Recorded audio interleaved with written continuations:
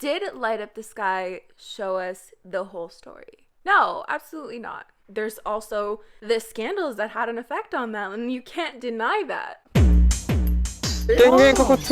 Hi, welcome. My name is Angelina, and today I am going to give you guys a synopsis as well as my thoughts on BLACKPINK's Netflix documentary called Light Up the Sky. Now, I actually spent a whopping $9.99 to watch this because, fun fact, I canceled my Netflix subscription like 2 weeks ago when the 100 finale aired, and I was like, what's the point? But you know what? I thought it was worth it because, for one, I could watch Netflix for a month, and two, I could get my very much desired Rosé icon, Rosie Taeyong. I miss the way you pronounce it this way. Why don't you pronounce it that way? Why don't you just use her Korean name? They're all there for you. How about that? And fun fact, I actually love watching movie reviews or like people who just explain the entire movie. Whether I've seen the movie or not, I love just watching someone retell me something I've already seen or tell me the story of something that maybe I don't have the patience to watch myself. So I've definitely taken a lot of inspiration from my favorite movie review channels. Also, please understand that I'm only going to be using pictures for this video because, fun fact, on the last video I uploaded, I got a copyright claim. You know, they're literally claiming like up to 2 seconds of footage, and I know it's because it's YG and it's BLACKPINK, but like SBS literally doesn't come after me for other videos, but because it's YG, because it's BLACKPINK, the video had like 30,000 views. I don't know what they're gonna get out of this. And plus, Netflix doesn't even allow you to take screenshots, so I'm gonna do the best. So yes, today I'm gonna give you a synopsis of this documentary. I'm gonna tell you everything that kind of went on while offering my thoughts along the way. So if you don't have access to Netflix or anything like that, we can still kind of enjoy it together. But before we get into it, make sure you like, comment, and share this video with friends you don't have. You're still not allowed to subscribe, but that doesn't mean you can't support my channel in different ways. And like, if you accidentally subscribe, I won't tell anyone. So the documentary actually starts out by saying, today is the debut of YG's newest girl group in 7 years. And before anyone accuses me of bringing 21 into this, just know that the narrator kind of implied that. So for a little bit of a backstory, I mean, 21 debuted in 2009, and from 2009 all the way to 2016, YG had absolutely no girl groups. They definitely had boy groups, you know, iKON and Winner, but for girl groups, this was like a huge deal. At least to me it was. But yeah, that's basically the start of this story, kind of already hyping up that it had been 7 years since YG released a girl group. Released? That sounds weird. It had been 7 years since YG debuted a girl group. And then we cut to 3 years later. And this is where the documentary builds up to such an intense point. The title, right? We see news cuts. We see a lot of people talking about BLACKPINK very highly. You know, them being the best charting Korean female group of all time. Stuff like that. And it builds up to this title, Light Up the Sky. So then eventually we get to Teddy's part of the documentary. And you know, to me, Teddy is just a genius. I feel like a lot of people give him hate for no reason without really understanding why they're giving him hate. For over 10 years, Teddy has been producing some of my favorite songs. So to me, I love him so much. And what's interesting about this part is that he acknowledges that fans want more and more. And he even teases us by saying that they have a bunch of songs, but they're really peculiar and picky with what they want to release to people. This makes me so anxious. That's probably not the right word, but I can just imagine how many like 21 songs, how many BLACKPINK songs, how many unreleased songs that they just have on file that are just like sitting there for fun. Like how many music videos that we've never seen.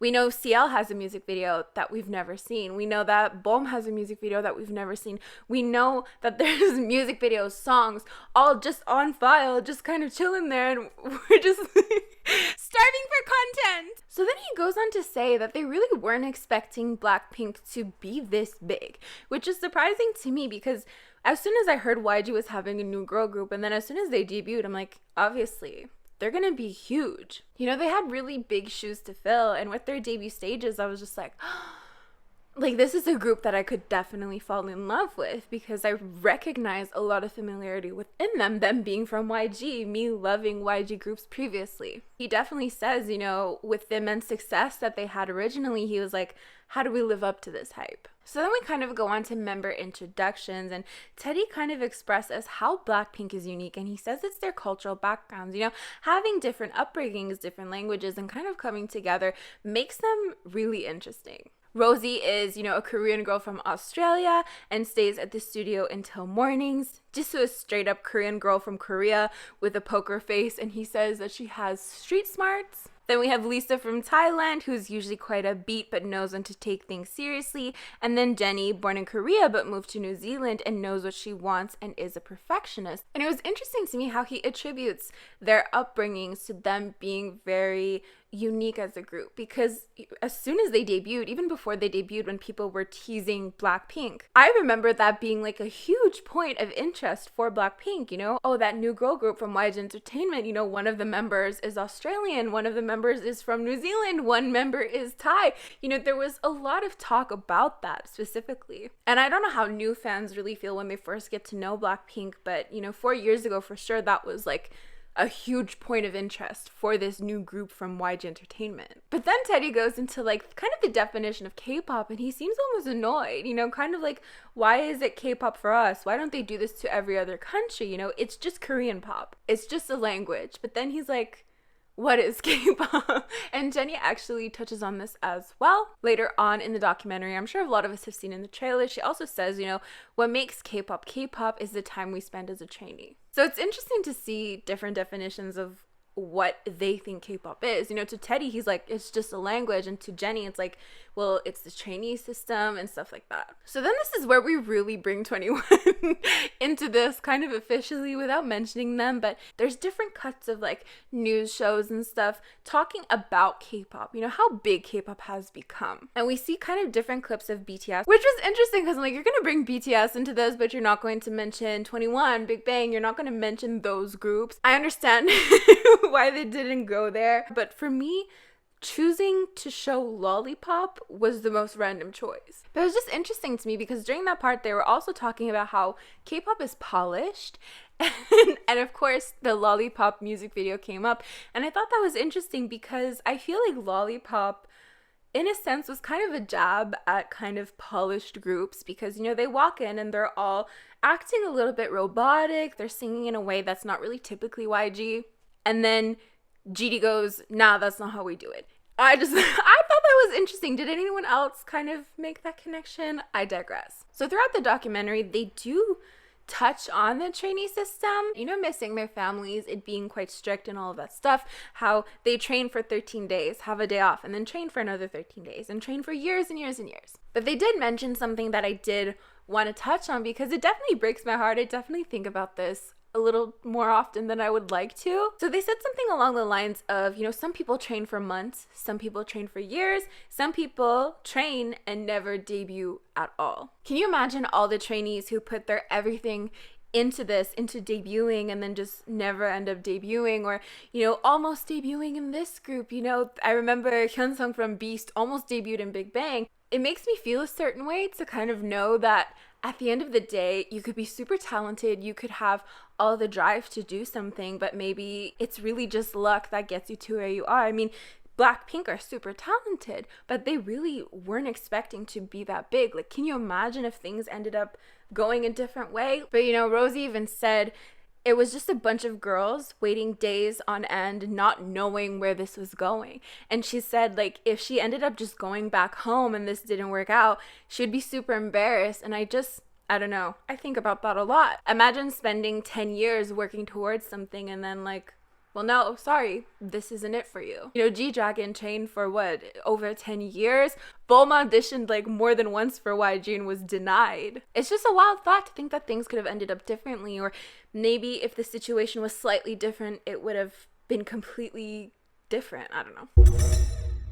So for the member introductions, we start off with Jennie, who moved to New Zealand at the age of 10 and moved back to Korea at age 15, where she auditioned for YG and got in. And then we move on to Lisa, who was born in Thailand and kind of loved singing and dancing from a really young age. It felt very innate to her. And Jennie kind of touches on that too by saying, when looking at Lisa, she realized that some people were born to do this. Next up, we have Jisoo, and I did want to talk about this because there's a clip kind of going around where she says her family said she was really ugly and looked like a monkey and outcasted her. So for me, when I saw this scene, I thought it was a joke. Like, they kind of brushed over it really quickly. Like, it wasn't part of some life story that made her who she was today. Do you know what I mean?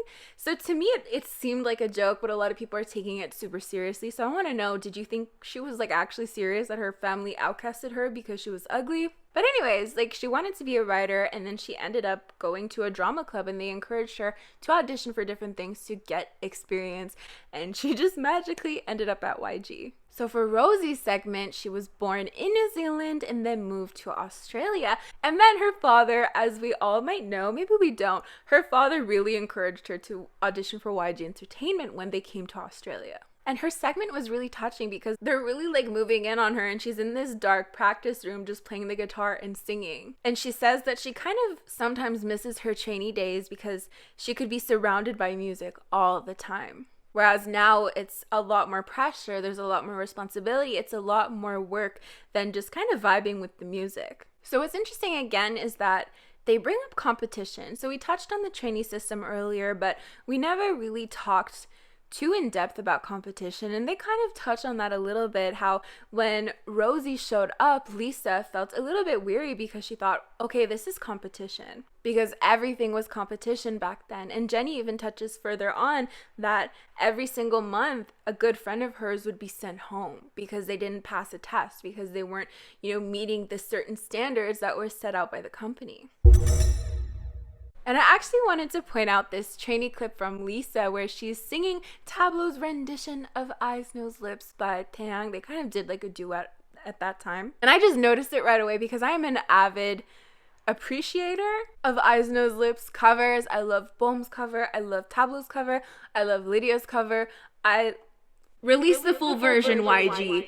That's all I wanted to say. As I ask nicely for something, I will probably be hit back with a copyright claim because that's how these things work, but it's fine. But while you're at it, I know we're, 26 minutes into filming, but if you could leave a comment on this video, maybe leave a like, consider joining my channel members to help this dying channel, I would appreciate it so much. So then the documentary basically shows their debut. And they talk how they almost didn't go with Whistle because a lot of people felt that it was really empty and it was kind of risky, but they pushed through anyways. And they debuted with Whistle. Now, I don't know if this is a Mandela effect, but I was fully, I was there in 2016. I came back from my break for K-pop for BLACKPINK because I was like, it's a YG girl group. I need to see this. I was fully under the impression that Boombaya was their debut. And I asked my friend as well. She's like, yeah, I felt like it was. They came out with the 2 songs as their debut songs, but they consider Whistle the debut song. I was like, really?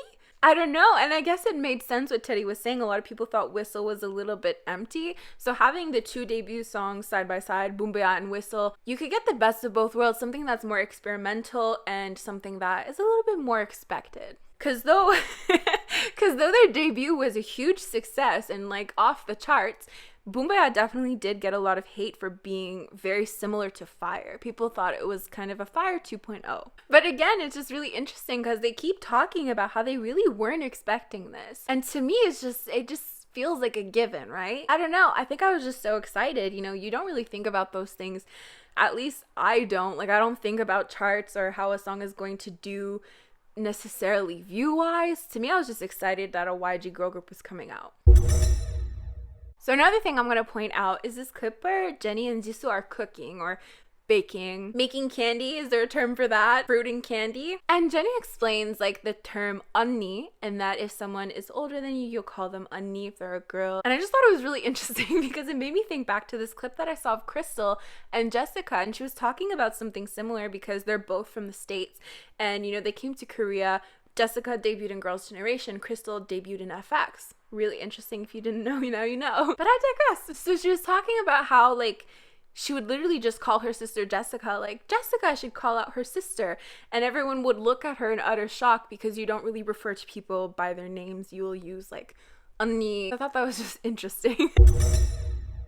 From that clip, we cut to Rosie in the studio, and she definitely talks about how she's scared to be vulnerable in the studio, but you know, there's the right amount of people in the studio with her encouraging her to just make a fool of herself and she won't be judged. And then there's a part where I think a lot of people are a little bit misunderstanding it, and she's singing different lyrics over Somi's instrumental for What You Waiting For. A lot of people are saying that What You Waiting For was written by Rosé and then it was given to Somi, but a lot of people are also bringing up credits, right? So you look at the credits for What You Waiting For and Somi wrote it and produced it with other people. So I don't really think that's the case. I think, as a lot of other people are also mentioning, you know, she was just singing over it for fun. But, you know, if it really were the case, it's not something that never happens in the music industry. It happens quite a lot. I think it's very common for one song to be recorded by someone else and then kind of given to someone else. I don't think that's the case for What You Waiting For because of the credits, but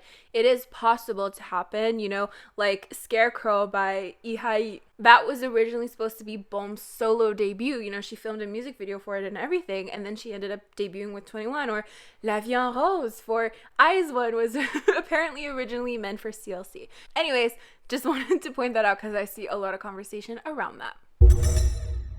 So then we have Jennie, who addresses her resting bitch face. First of all, she does say that she gets injured a lot more than other people. She loses breath a lot easier than a lot of people, and that she has to take care of herself extra. But she says, you know, when she looks sad or angry or tired, she sometimes really is actually just happy. And you could kind of get that vibe while watching the documentary that she's just a very chill person, like probably seems very apathetic at times. But I did talk about this in my K-pop double standards video, which you can watch after you're done with this one.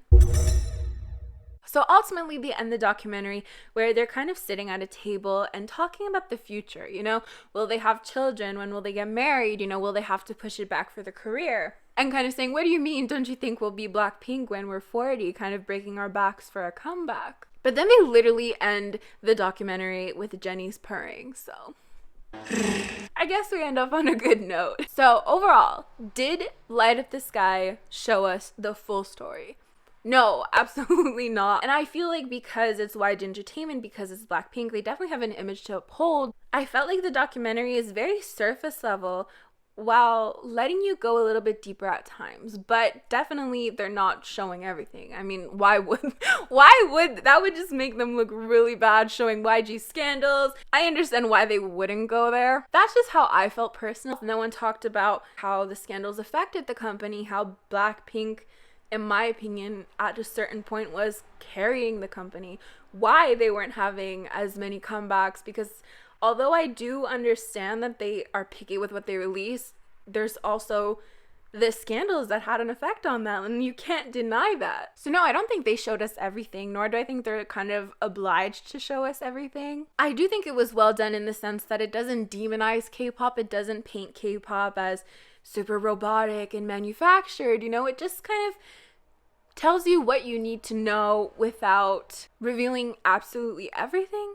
if that makes sense. And I did want to touch on Tiger King for a minute, because that's kind of the last, it's not the last documentary I watched, but it's the last kind of big name documentary that I saw. And before getting into that documentary, I had already seen a documentary about Joe Exotic and how he treated animals and all the sketchy stuff he's done. And then watching Tiger King, I completely forgot about all the charges that were against him and like all the things that he's done. So documentaries can definitely be pulled in a certain direction and show only what you want it to be shown. But anyways, I didn't cry. I did kind of feel like crying when I see someone physically crying. My eyes tear up too, just I don't know. Seeing like 21 not being mentioned and Big Bang, I just feel like it was a little bit odd, but I understand why. I understand they're associated with scandals that really affected the company. And you know, I get it, but even just seeing like pops of 21, I was like, ah. But yeah, a lot of you guys told me you cried. I understand that. It feels like, again, like I'm not saying it didn't go deep at all, but it did feel kind of very surface level, while again allowing you to go deep at certain points without getting too deep. But yeah, that is basically my synopsis filled with my thoughts on the documentary. But if you do like this type of video, I could summarize certain shows if you like, if you're too lazy to watch them. I don't know.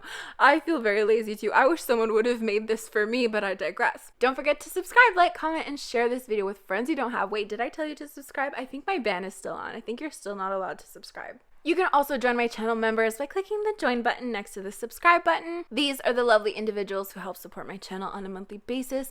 Thank you so much. As for me, I'm gonna get going. Bye!